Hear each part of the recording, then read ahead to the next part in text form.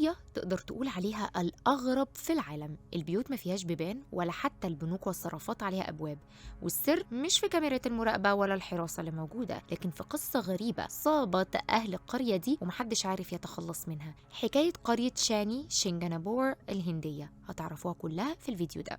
تخيل معايا كده انك ساكن جوه بيت ما فيهوش باب واحد، تنام وتصحى وتسيب عفشك وفلوسك وذهبك من غير ما تقفل عليهم، وزي ما بيقولوا كده كله على عينك يا تاجر. ومش انت بس، ده كل جيرانك زيك بالظبط. كمان البلد اللي انت عايش فيها مش معترفه بكلمه باب ولا على بنك ولا على شركه ولا بيت. ده بقى اللي بيحصل في قريه شاني شنغانابور الهنديه. طب ازاي اهلها بيجي لهم نوم ومطمنين قوي كده وعايشين من غير قلق؟ شوف يا سيدي، القريه دي بقت حديث العالم كله، والناس مستغربه طريقه حياه اهلها. القريه دي موجوده في ولايه اسمها مهاراشترا بالهند، واي حد بيروحها بيتفاجئ من اللي بيشوفه هناك، لانه فعلا مفيش بيت في القريه دي عليه باب. حتى المحلات، المراكز الحكوميه، البنوك، كل حاجه مفتوحه. الناس عايشه ومطمنه جدا. ولو سالت اي حد فيهم ازاي سايبين بيوتكم كده، هيقولك بمنتهى البساطه الاله شاني هو اللي بيحمينا. مين بقى الاله شاني ده؟ ويا ترى الكلام ده في عقل بيصدقه؟ الحكايه بدات من زمان جدا باسطوره متداوله بين اهل القريه دي، بيقولوا فيها ان من مئات السنين ظهر حجر اسود ضخم على ضفة نهر قريب من القرية، ولما الناس حاولوا يحركوه لقوا سائل أحمر نازل منه. هنا بقى اعتبروا إن الحجر ده مقدس. وبعدها واحد من الرعاة شاف حلم إن الإله شاني بيكلمه بيقوله الحجر ده أنا، والقرية اللي يتحط فيها الحجر ده في مكان واضح وظاهر